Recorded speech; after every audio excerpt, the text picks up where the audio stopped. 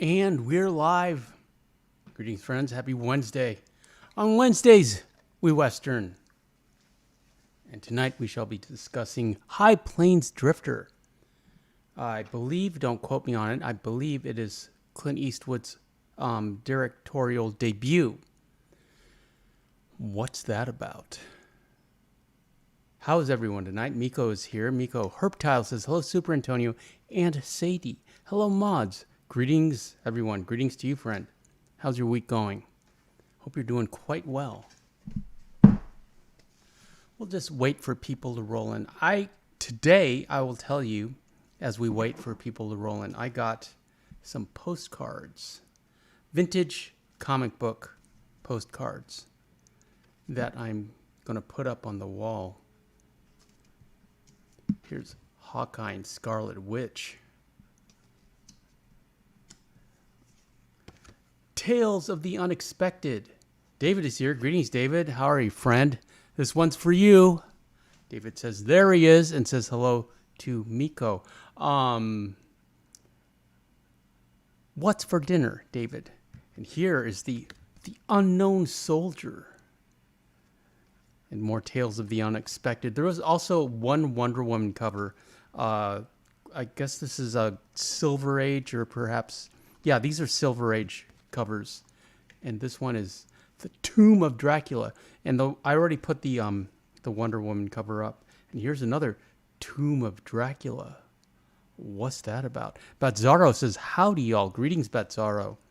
I got some postcards for the wall. Here's House of Mystery. Vintage comic books. Chrissy V74 says, hello, everyone. Greetings, Chrissy V. How are you, my friend? And Chrissy has a heart for David. Here is Detective Comics featuring the world's greatest detective. And here's Hawkeye's original uniform. I showed Hawkeye's original uniform to my nephew because Hawkeye's one of his favorite Marvel characters, and he was not impressed. Not impressed at all. And here is the original Justice League. Back when the S stood for super. It was not a symbol of hope. It meant S for super. And they all fought for truth, justice, and the American way. Here is the power of Warlock. What's that about? And here's the original Ms. Marvel. I'd be kind of interested in watching this movie if they used that costume. Never heard of this guy, but some Tarzan type person called Kazaa. Batzara says, those are awesome. I'll do a house tour when I get these up. I'm putting these up by my chin-up bar. And here is the Invincible Iron Man. I love that. This was, I got 50 of them. They were only $7. You know, but these things, you know, these postcard things from Amazon, you know, you can get postcards from virtually any subject and any color scheme. Like these vintage comic book ones were $8 for 25. I like 4x6 for 50 actually, not 25. But you know, it's like from the same series they had vintage horror comics which look great, and those were like $24.99. So like the really popular ones are super expensive. I'm surprised these aren't more expensive. And then like racy pinup ones, those are like from $20 to $24.99. Vintage pinup. I like vintage pinups, which are ironically far more wholesome than anything you see on Instagram these days. Batzaro says, I'm a big comic book nerd. Yes, with a name like Batzaro, I expect you are. Jack Kirby is my favorite artist. I'm not a collector.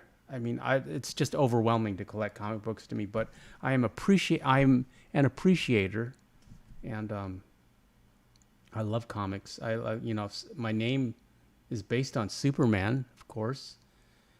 Superman, SpiderMan, Iron Man. I grew up with Doctor Strange. I grew up with all those comics. I loved them. Nick Fury, Agent of Shields, back when he was a white guy. I do like I like Marvel, up to Endgame, of course, and I have them all on Blu-ray. At any rate, tonight we're going to talk about High Plains Drifter. Let's get started. 10 viewers in the chat. Welcome, friends. I got a slideshow for you. High Plains Drifter is a supernatural Western. What's that about? High Plains Drifter is a 1973 American Western film directed by Clint Eastwood, written by Ernest Tidyman, and produced by Robert Daly for the Malpaso Company and Universal Pictures. And Malpaso is Clint Eastwood's production company. The film stars Eastwood as a mysterious stranger who metes out justice in a corrupt frontier mining town. The film was influenced by the work of Eastwood's two major collaborators, film directors Sergio Leone and Don Siegel. Don Siegel directed Dirty Harry. In addition to Eastwood, the film also co-stars Verna Bloom, Mariana Hill, Mitchell Ryan, Jack Ging, and Stefan Girash. The film was shot on location on the shores of Mono Lake, California. Dee Barton wrote the film score. The film was critically acclaimed at the time of its initial release and remains popular.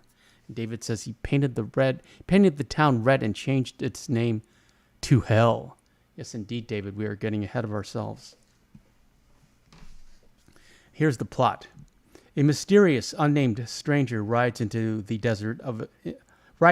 desert into the isolated mining town of Lago in the American Old West. 3 gunmen hired to protect the town taunt and threaten him. He kills all 3 with little effort. When the attractive blonde townswoman Callie Travers flirtatiously insults him, he has a deluxe bath incident which is non-consensual in the livery stable. How did you like that little verbal gymnastics I did for you, algorithm? And Night of the Living Dead is monetized again. I successfully got that remonetized. That night in the hotel room, the stranger dreams of Jim Duncan, a U.S. Marshal being whipped to death by outlaws. Stacy Bridges and brothers Dan and Cole Carlin, as Lago citizens, watch in silence. The next day, Callie shoots at the stranger while he was bathing. Ducking under the water, the stranger emerges uninjured. Lago's town council, needing to replace the 3 gunmen, offer the stranger anything he wants to protect the town from the Bridges and the Carlins, who will soon be released from prison. It is gradually revealed that the townspeople hired the outlaws to murder Duncan when he discovered that the local gold mine was illegally dug on government-owned land and would have to be closed, destroying the town's livelihood. The townspeople then conspired to frame the outlaws for stealing the gold as a means to avoid paying them, and they have vowed revenge. Bazzaro says, "Oh wow, I didn't know he directed it. I love the movie." Yeah, I believe it is his directorial debut, but I could be wrong. And it was an interesting career path that Clint Eastwood took. When you get total control of your projects if you're going to direct them. It's like Orson Welles, like direct and star in them. And he was a leading man who could direct. As opposed to Ron Howard, who was a child actor who kind of evolved into a director and went behind the camera. But Clint Eastwood, well into his 70s or even 80s, would direct himself. And, written and directed and starring Clint Eastwood. Cloudy's here. Cloudy says, "Howdy, y'all."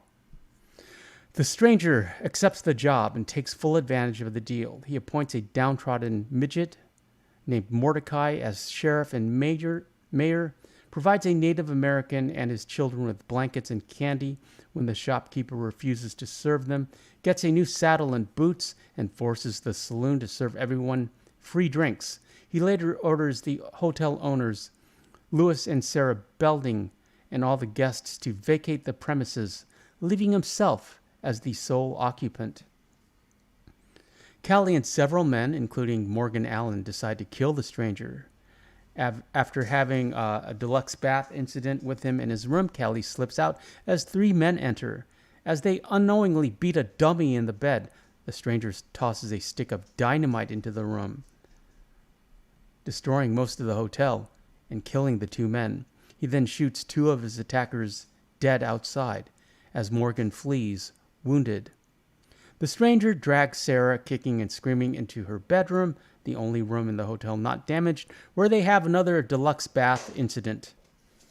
It was the 70s, after all. They were doing that a lot back then. The next morning, Sarah tells the stranger that Duncan cannot rest in peace because the town buried him in an unmarked grave. She then tells her husband that she has had enough of the town and is leaving him and the town. The stranger assembles a group of citizens to defend the town and has them practice shooting, but soon realizes that none have the necessary skills. To keep the townspeople busy, he orders that every building in the town be painted blood red. He then rides out of town without explanation, following the wounded Morgan. Before he leaves, he paints over the town sign with a single word: hell. And hell walked with him.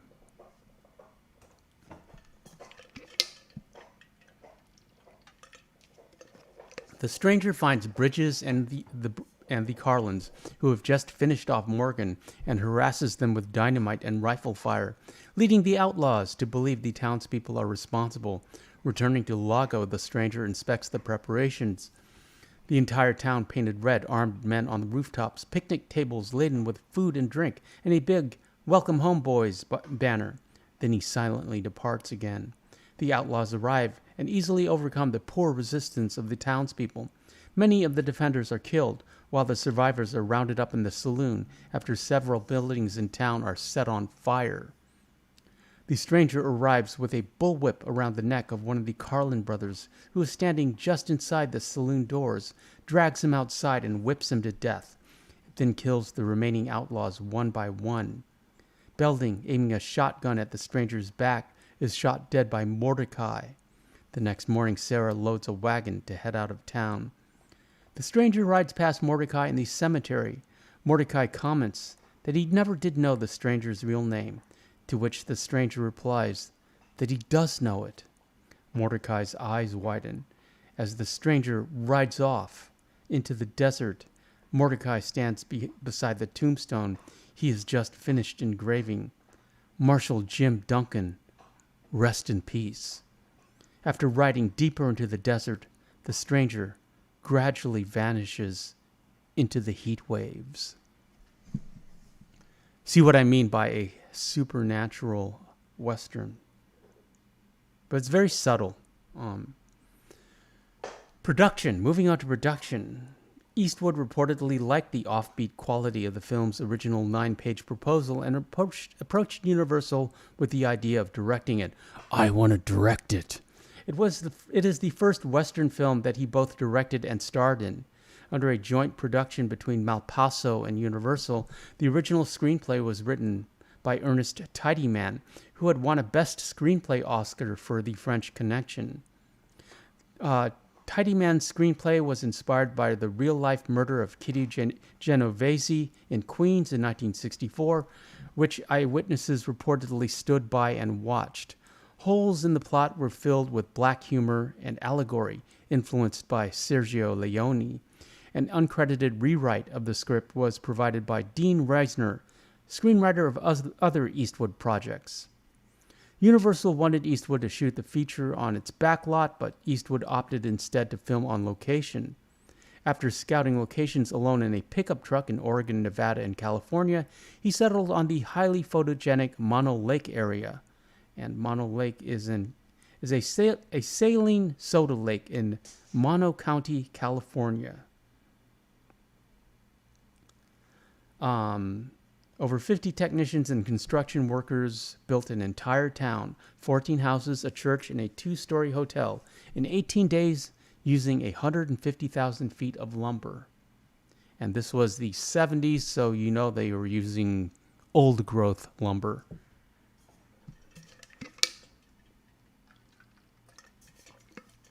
Complete buildings rather than facades were built so that Eastwood could shoot interior scenes on the site. Additional scenes were filmed at Reno, Nevada's Winnemucca Lake, and California's Inyo National Forest. The film was completed in 6 weeks, 2 days ahead of schedule, and under budget. That's Clint Eastwood for you. He was a very efficient director. The character of Marshall Duncan was played by Buddy Van Horn, Eastwood's longtime stunt double, to suggest that he and the stranger could be the same person. In an interview, Eastwood said that earlier versions of the script made the stranger the dead Marshall's brother. He favored a less explicit and more supernatural interpretation and excised the reference. However, the Italian, Spanish, and French and German dubbings restored it. "It's just an allegory," Eastwood said. "A speculation on what happens when they go ahead and kill the sheriff and somebody comes back and calls the town's conscience to bear. There's always retribution for your deeds." The graveyard set featured in the film's final scene included tombstones inscribed Sergio Leone and Don Siegel as a humorous tribute to his two influential directors. The ghost story interpretation of the film, favored by Eastwood, is hinted at strongly throughout the movie, suggesting that the stranger may be the ghost of slain Federal Marshal Jim Duncan, returning for vengeance and justice. The beginning and the end of the film sees the stranger mysteriously emerge, apparition-like, as he rides in and out of Lago through a shimmering heat haze. Upon arriving, the stranger has a lucid and graphic dream about Jim Duncan's death, in which Duncan declares damnation upon the townspeople for not saving his life. The stranger's instructions that all buildings should be painted red and the town's name of Lago be replaced by a sign labeled Hell echoes Duncan's dying words that the residents would suffer in hell for failing to prevent his death. Meanwhile, after spending a night in the hotel bed together, Sarah Belding tells the stranger of her belief that Jim Duncan cannot rest in peace nor depart the physical realm because he was buried in an unmarked grave. Then, upon the stranger's final departure from Lago, the dwarf Mordecai is seen tending to an unmarked grave which now bears the name Jim Duncan. Moving on to reception, 12 viewers in the chat. Welcome, friends. On Wednesday, we Western. And happy Wednesday to you. I hope your week's going well. Universal released the R-rated High Plains Drifter in the United States in April of 1973. The film eventually grossed $15.7 million domestically, making it the 6th highest grossing Western in North America in the decade of the 1970s and the 20th highest grossing film released in 1973. The film was well received by many critics and rates 94% on Rotten Tomatoes. Vincent Canby of the New York Times called the film part ghost story, part revenge western, more than a little silly and often quite entertaining. That may make you wonder if you lost your good sense. Gene Siskel of the Chicago Tribune gave the film 3 stars out of 4 and wrote, "What does work very well indeed is Eastwood's presence, personal style, and direction. Though his laconic sense of humor often drags out the pacing of the movie, Eastwood uses his camera with intelligence and flair."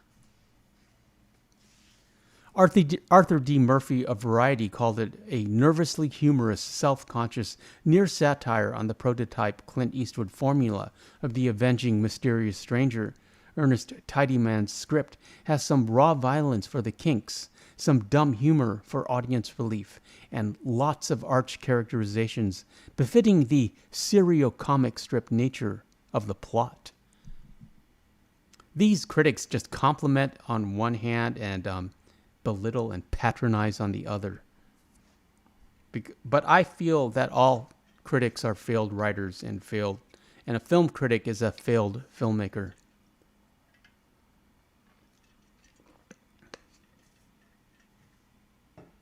Batzara says, I'll be back, drunk or high woman trying to get into my hotel room. Again. Okay, be careful, Batzara. One of my favorite, it's a twofold anecdote. Francois Truffaut was a film critic for Cahiers du Cinéma before he became a director, arguably one of France's most celebrated directors. And it was because of a challenge from another filmmaker who, said, if you complain so much about movies in modern cinema, why don't you make a movie? And Francois Truffaut was like, okay, I will. And it reminds me, one of the Pet Shop Boys, I think Chris or Neil, one of them was a critic for New Musical Express before he became a musician. And it was the same thing, same deal. He was challenged by someone because he kept criticizing, well, if you think you can do better, you try it. And then he released Let's Make Lots of Money. And the rest is history. I've got the brains, you've got the brawn. Let's make lots of money. The film had its share of Kevin Thomas of the Los Angeles Times called it a stylized allegorical Western of much chillingly paranoid atmosphere and considerable sardonic humor that confirms Eastwood's directorial flair. It's also a pretty violent business that won't disappoint the millions who flock to the Leone Westerns. Tom Zito of the Washington Post called it an enjoyable, well-constructed work that suffers only from a slightly tedious tone that makes the film seem longer than its 105 minutes. See, they compliment on one hand, and slap you with the other. Every time. The film had its share of detractors. Some critics thought Eastwood's directing derivative, Arthur Knight in Saturday Review, remarked that Eastwood had absorbed the approaches of Siegel and Leone and fused them with his own paranoid vision of society. John Landau of Rolling Stone concurred, noting the thematic shallowness and verbal archness, but he expressed approval of the dramatic scenery and cinematography. Yeah, in all of Clint Eastwood's movies, you get an appreciation of the landscape and the cinema. Mama One's here. Everyone say hi to Mama One. Greeting, Mama Ones. And Papa One is also here. Welcome, Papa One. We're talking about High Plains Drifter tonight. A supernatural Western. What's that about? Nigel Andrews of the Monthly Film Bulletin wrote that after Play Misty for Me, Play Misty for Me was Clint Eastwood's directorial debut. It's also a great movie. High Plains Drifter emerges as a disappointingly sterile exercise in style, suggesting that the first thing Eastwood should do as a director is forget the lessons he has learned from other filmmakers and start to forge a convincing style of his own. John Wayne criticized the film's iconoclastic approach. In a letter to Eastwood, he wrote, "That isn't what the West was all about. That isn't the American people who settled this country." Well, the Duke has a point, but Eastwood was making a postmodern Western and a supernatural Western. The film was recognized by the American Film Institute in 2008, and it is in the American Film Institute's top 10 in the category nominated Western film. And just for your reference, because I thought it was interesting, the highest grossing films of 1973 were The Exorcist, The Sting, which was my dad's favorite movie. I have it on DVD. I have his copy. American Graffiti, George Lucas. Papillon, The Way We Were, Barbra Streisand. Magnum Force, Clint Eastwood again. Live and Let Die. Wow. That's got to be one of the greatest Bond themes by Wings, Paul McCartney and Wings. Robin Hood from Disney. Oh, it's an animated Robin Hood. Oh, that's the Robin Hood that was with the fox. Paper Moon and Serpico. So that was what came out in 1973. That, my friends, is High Plains Drifter. Mama One, what's for dinner? Papa One says, hey, David, glad you're here, brother. Chrissy, hope you are good as well. Good to see you. And David and Chrissy, what's for dinner? I'll tell you what I had. I had something called a super salad, but it involves a little bit of a story time. So as you know, my last girlfriend who I lived with was a yoga instructor and vegan, which meant I practiced yoga and was vegan. And she would make these giant salads that I started to call super salads. Like the base was always like spinach, kale, arugula, red leaf lettuce, and then she would put like beets, carrots, blueberries, pumpkin seeds, sesame seeds, sunflower seeds, green peas, random veggies, like broccoli or whatever. And she would toss that usually in like a tahini, or a sesame oil base, for dressing, and sometimes hummus, and that was delicious. I did, it was very filling. Oh, and quinoa. There's also quinoa. I don't know if you know about quinoa. It's a South American grain. It's so good for you.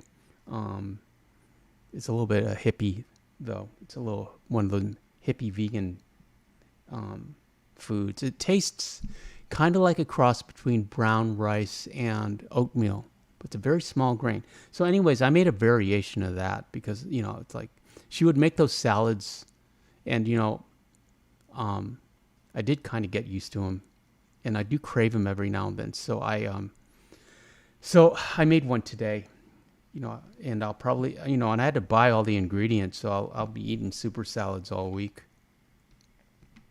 And it was delicious. So I had a super salad. And Chrissy says, David is barbecuing hamburgers and pasta salad. That sounds delicious. Mom One says, Papa One is on an adrenaline high right now. He rode a horse all day long. He was like a kid again. And Bazzaro says, I'm back. Good to see you as well, Papa One. And Bazzaro, I hope you're okay.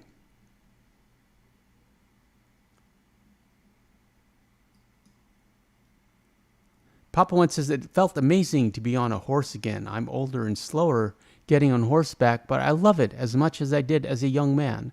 I was jumping hurdles. Wow. Let's see. Hold on. Let's move the cam. We got to unlock it. Wait.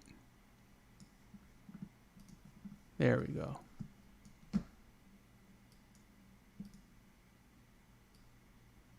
There.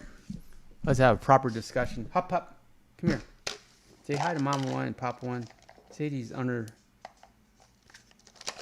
the table, the desk once more. There she goes. Say hi to Mama One and Papa One. Look how happy she is. She's smiling. Mama One says, we had a stew tonight, venison and squirrel over a bed of fresh homemade potatoes, carrots, onion, mushrooms, and several herbs. Carrot cake for dessert. I love carrot cake. And so does this one. I always have carrot cake on my birthday. Mom One says, hey, Sadie, here is the Inhumans with Black Widow. Get in the frame. And Werewolf by Night.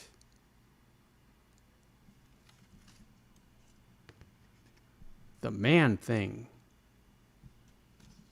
Oh, I like this one. Crypt of Shadows.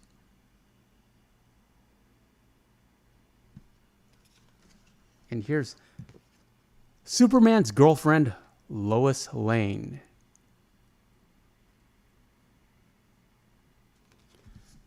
Bazzaro says, LOL, I'm good. I'm in a hotel for a few days. It's the third night in a row this woman has tried to get in my room. Hers is next door. She's nice about it, just super drunk or on a lot of something. Yeah, that can get awkward. Frankenstein Monster. Odog says, I'm driving. Greetings, O-Dog. Welcome, friend. Appreciate you. You just listen to chat and hang out, and we shall accompany you on your drive home. Mama One says, I must say Papa One's horse is way faster than my Arabian, but she is nursing Arthur well and loving him like a mama should. That's good news for your little pony. Here's Adventures on the Planet of the Apes. Look at the muscle tone on that guy. He's been eating his beef and taking his protein shakes, and I guess there's a gym on the Planet of the Apes. David says double OG, triple OG. And here's Astonishing Tales. Really looking forward to putting these up. I would have done it. I mean, I got this right before the stream started. And this one was very interested because she thinks anything from Amazon is for her. Here's Chamber of Chills. What's that about? And they smell really good. I love the smell of printer's ink. And here's Tales of the Unexpected. Batzara says, heck yeah, Papa One. And here's another Tales of the Unexpected. Have to move that to a different part of the pile. I don't like putting these putting titles next to each other. And here's the Uncanny X-Men. Mama One says, sounds like my sister Bazzaro. She always embarrassed me as she would go to the wrong floor room and bang on her door, thinking we were messing with her. And this is a comic for girls called Falling in Love. And then Sadie's not impressed with the girl comics. David says, was a printer for 18 years. So you probably don't love the smell of printer's ink anymore, David. But to me, it's just like, because I love bookstores. I love new bookstores and old, used bookstores. And here is the Amazing Spider-Man.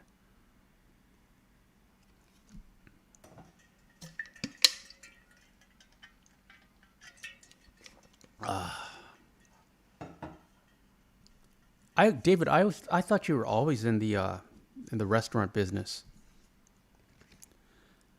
Tomb of Dracula.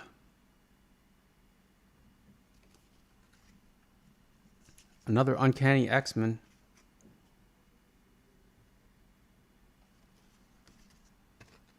And another X-Men.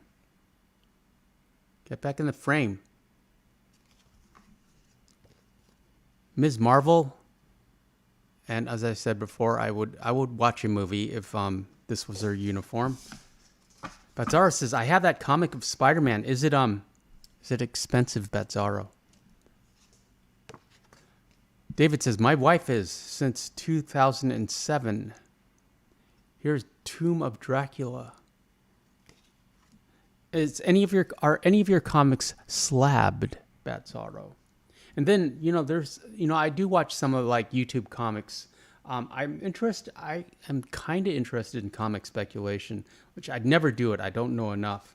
Where you like, where you can buy comic books as investments and they'll go up in price or whatever. But I don't know comics enough to be able to do that. Here's the Superman family.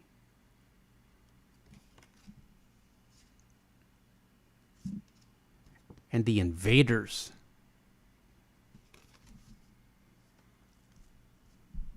Miko says, hello, Mama One and Papa One.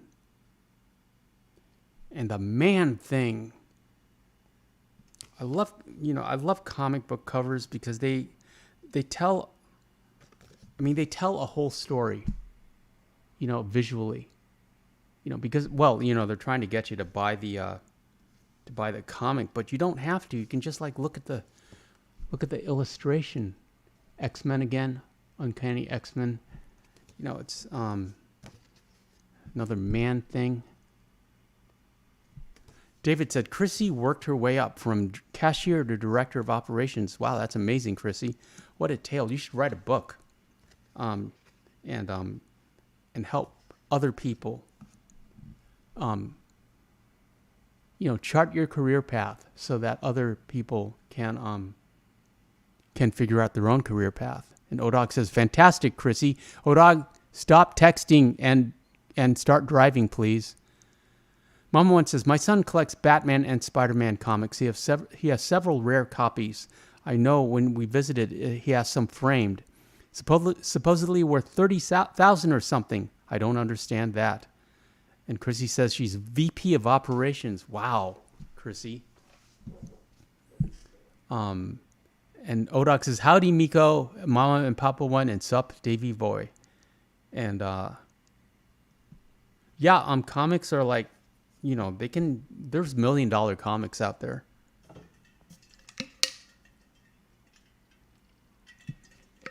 Odog says, not driving now. Okay, Odog made it home. Here is the witching hour. I will do, I was talking about making some home videos and like doing a home video stream. And we shall do that once, come back. Well, I'm talking to the dog. We shall do that once I get these up. Here's Wyatt Earp, a Western comic.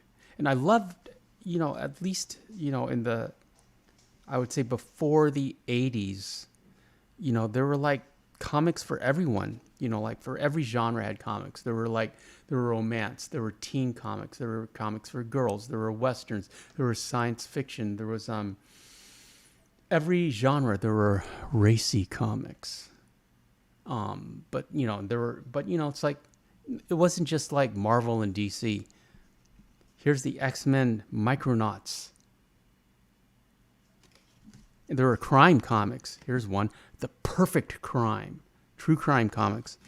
And then we have Doctor Strange. Another Ms. Marvel. I think I showed you these. Here's Tomb of Dracula and WandaVision. I'm glad we got some horror ones in here. Here's Tomb of Dracula, Lord of Vampires. We got a lot of Tomb of Draculas. We only got one Wonder Woman. But, I love Wonder Woman enough that I would get like a whole set of hers to like sprinkle in there. I may do that. Batsara says, yes, I have 2 slabs. Batman 103, first appearance of Ace the Bat Hound, and Mighty Thor 387, first appearance of Beta Ray Bill. He's my favorite superhero. Beta Ray Bill or Mighty Thor? And let's look. I don't know who Beta Ray Bill is. I'm looking him up now.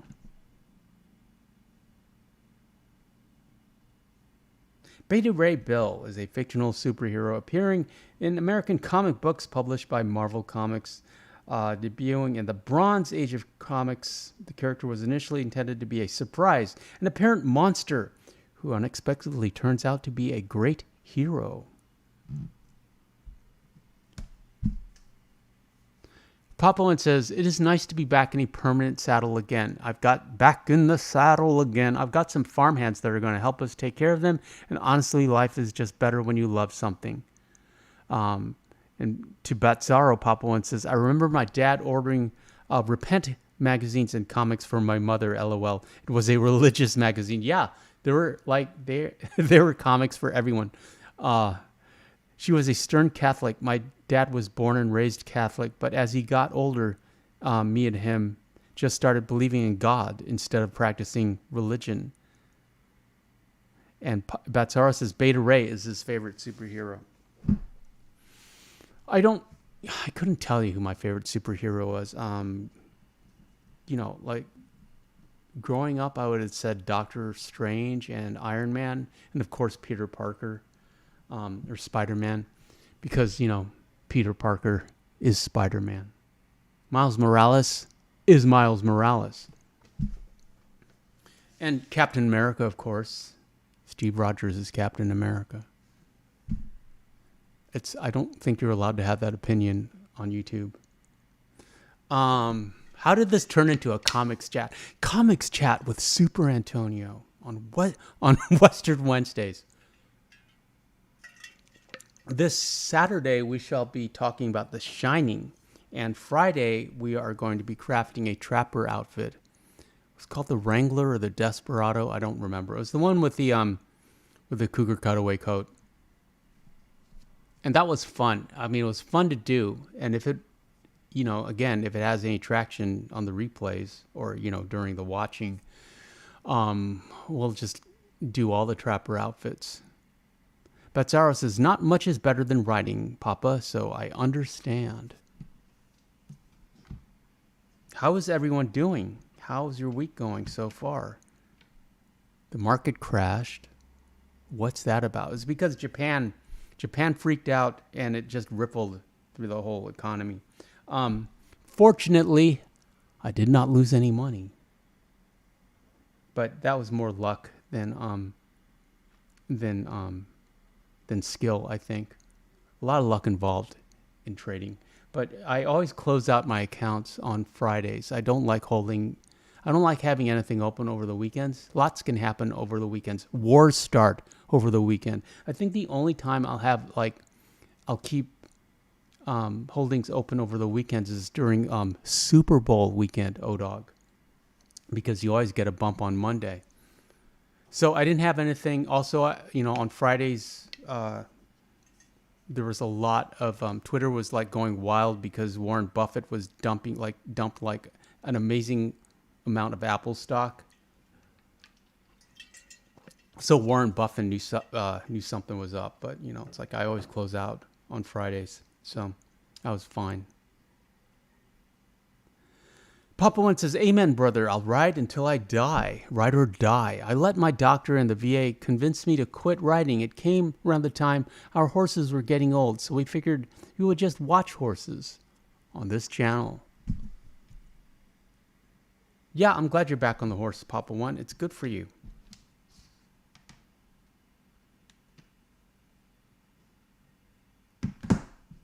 Come back. Sadie's under the desk.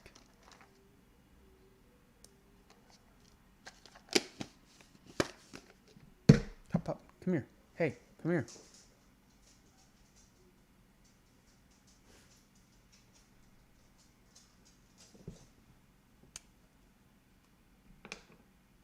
Mama one, how's your channel going? How's your video? Looking forward to that. Papa one says, but all the great memories got us both to want horses. So we finally talked serious and got some again. Batzaro says, to Batzaro, Papa one says, don't ever let the VA stop you from doing what you love. Mama one loves Arthur too. And Batzaro says, today was long. Walked no telling how far, taking shots of a big property. Well, I'm glad your day is over, Batzaro.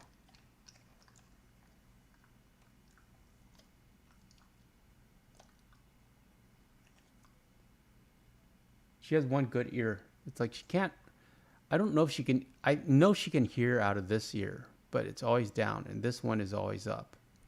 And sometimes, it's super up. If she's waiting for me to talk to her, or she's waiting for orders. David says, I like the bigger screen. You can see Sadie a lot better. Yeah, it's I did it for Sadie. I didn't do it for me. You don't need to see me on a big screen. That's horrifying. Papa one says, I want to announce something. Mama one's birthday is coming up. I'm doing this on an early surprise because the horse I'm trading is coming in. I'm buying Arthur for Mama one. I worked a deal out. Okay, that's great news, Papa one. Tell us when Mama one's birthday is, and we'll make a proper celebration out of it. Like we did for Dan. Batzaro says, never will let the VA of all folks tell me what I can and can't do. We probably know better than them anyway. Yeah, you know yourself. You know your body. David says, nah, you a cool looking cat. Love you, brother. I appreciate you saying that.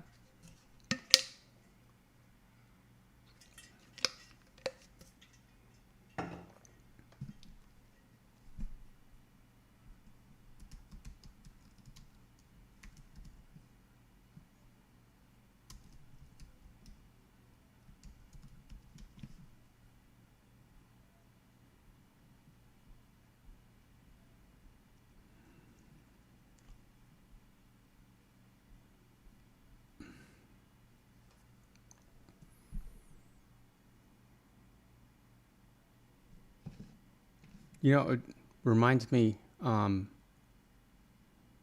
I told this story before, but it was pretty funny. Um, David says, "That's great, Papa. One, take care of Mama." Yes, yes, indeed.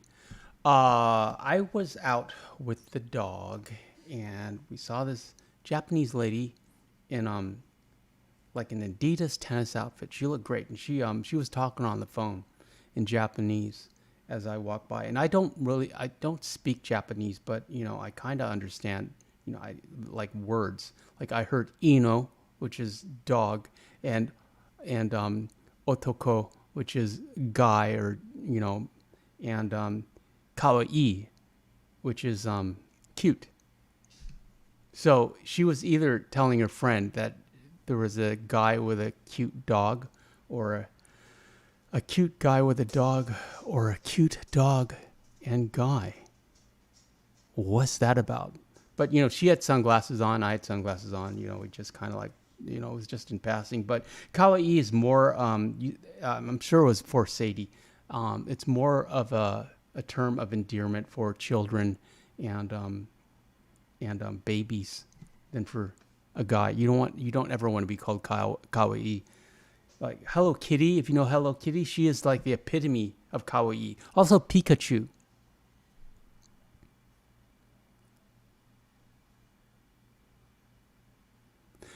Papa one says, Batzaro says, I'm still waiting for Sadie to take over a stream. Yeah, she gets bored sitting in this chair, and then she has to move back down under the desk.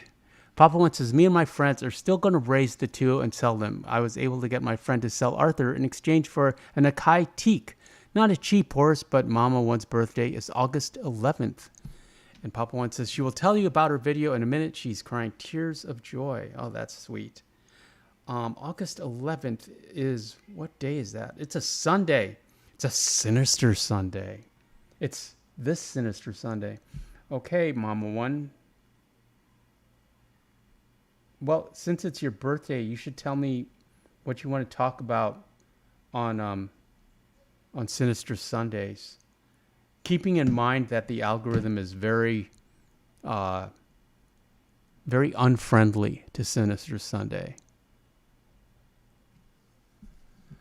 Let's see. Mom one says, I'm so happy, you guys. I'm glad. You deserve it. And that's what David says. You deserve it, Mama one. Yes, you do. And Miko says, advance happy birthday, Mama one. Great gift you got there. Yeah, the best.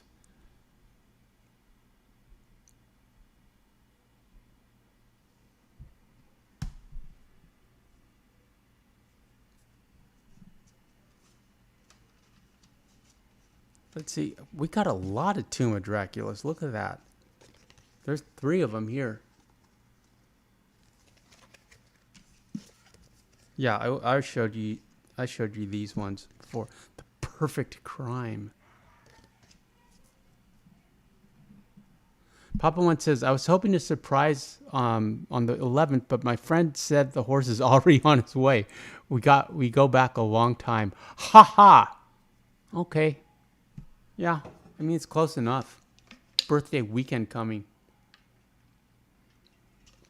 I hope you don't have to cook on your birthday, Mama one, but again, you're the best cook I know, so you should I expect you to have a feast. David says, now Chrissy is asking for a horse. She already has 2. Kodak and Odin, they are just as big. Yeah, you could ride those beasts. And David says, you are muted. Am I? It doesn't look like I am. What's that about? I mean, there. Can we talk about serial cancel? Who? Who do you want to talk about?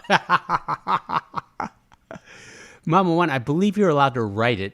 You just can't say it. Yeah, I wanted to do Jack the Ripper, but it was just like too involved. And, it's like I would have to like censor myself with basically every sentence. But we can try. Why not? Oh, Night of the Living Dead, the longest stream in the history of the channel, is remonetized. We successfully contested that. Batzara says, Tomb of Dracula, when it was coming out new, was one of the best series. For a long time, detective, monster, and sci-fi comics sold much better than superhero comics. Interesting. I didn't know that. But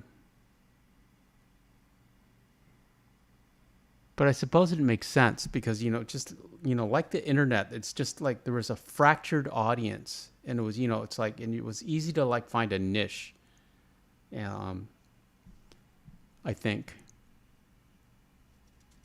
Mama One says Gary Ridgway and how he was able to pass a lie detector test even though he was guilty. Gary Ridgway. He was the Green River Chancellor, wasn't he?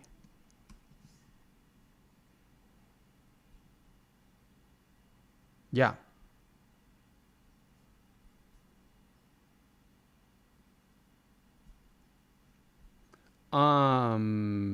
Yeah, why not? Let's try. For you, it's your birthday. But if we get demonetized, which we probably will. Wow, he canceled a lot of teenagers.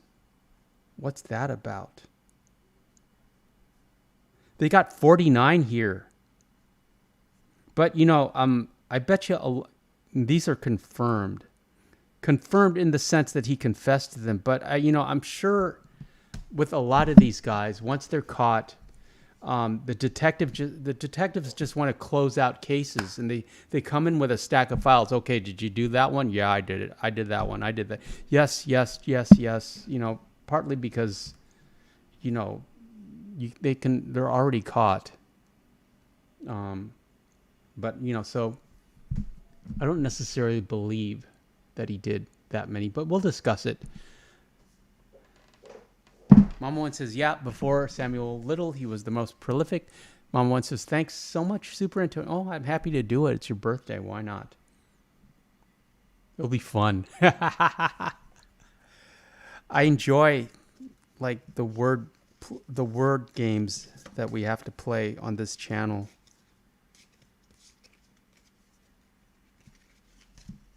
Here's the witching hour for Chrissy. There's your comic. I'm going to put these up over my behind my chin-up bar. I got a big patch of wall there that we can put things up on. Papo One says, Chrissy, if you have land, I can get you a horse for cheap. Also, Super Antonio, if you get demonetized, I'll send you a check for real. No worries, Papo One. Just being here is payment enough. And honestly, it's not like we're like making any kind of money on these live streams anyways. It's like we're making pennies. Like the last one, or like the most popular, I'm looking it up right now. Actually, it's faster on my phone. We did one on the Joker. And that is like one of the most popular on the replays with over 1,000 views. And that's only like $1. Actually, no, that's $3. So, and the ghost stories only got like 156 views. The Reddit ghost stories, which I really enjoyed doing. So that's pennies. So don't worry about it. Don't worry about demonetization. It's more of I don't like demonetization because the algorithm just moves you down and you don't get as many people. I mean, it doesn't suggest the video to as many people. What's that about? So that's more, for me, that's more of a disadvantage than, losing a nickel or a dime or a quarter. So don't worry about it. Don't worry about the money. And I like teasing you guys about being demonetized. It's fun. Papa One says, farm dogs don't count as horses, LOL. There sometimes, it's like Sadie thinks she's a horse. I told her she smelled like a horse. She didn't really care.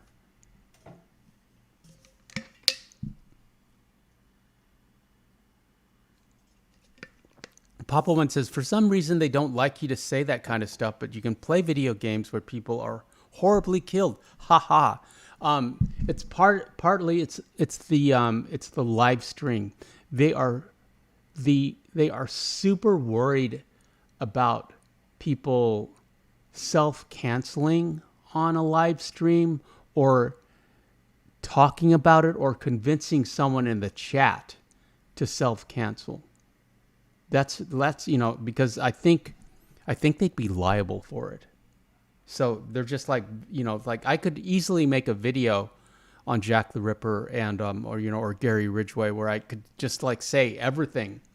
I could say it all. And they'd be happy to like, monetize that. But it's the live stream, like part of the fun of the live stream is anything can happen. It's it's real life. It's happening in real time. But the disadvantage of that is scary things can happen too, I guess. Chrissy says, LOL, my dogs keep me going. I know exactly how you feel, Chrissy. I feel the same way myself. And David says, they are as big as horses, so they count. LOL. And Pop One says, horses, like anything, go for dirt cheap or lots of money. My wife happens to love expensive Arabians, LOL. Always, she just adores them. I'm the same way with breeds I love. So was my dad. Come back. Let's call the dog back with some potent canine bait. Papa One says, if I ever said how much Texas Red was worth, you would freak out, especially since it was the late 80s through 2000s.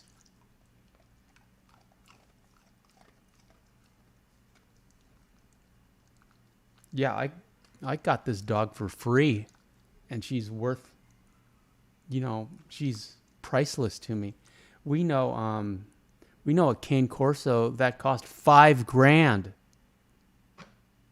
But I originally asked the owner how much he weighed, but he didn't speak English very well and thought I asked how much he cost. And then when he's Russian, and then when I asked, how much does he weigh? And so I said kilos, which was funny because he understood kilos, and he said he weighed 60 kilos, 120 pounds. What's that about? At any rate, friends, that's about all I have for you tonight. Shout out to the mods. Really appreciate you being here. And Mama One and Papa One and David and Chrissy and O-Dog. And Bazzaro says, aren't those huge dogs? Bazzaro, you are a huge dog. Bazzaro, I really enjoyed talking comics with you. And Miko, thank you. Newly minted mod Miko. David says, we got Kodak for free. Kodak got a better deal, I believe. And let's see. On Fridays, we free roam. We're going to be crafting a trapper outfit. And on Saturday, we shall be discussing The Shining. We shall have a birthday celebration for Mama One where we will discuss Gary Ridgway. David says, great one tonight, Mr. Super Antonio. David, you are a great one every night. Tell your wife I said so. O-Dog has a peace sign. Thank you so much for being here, friends.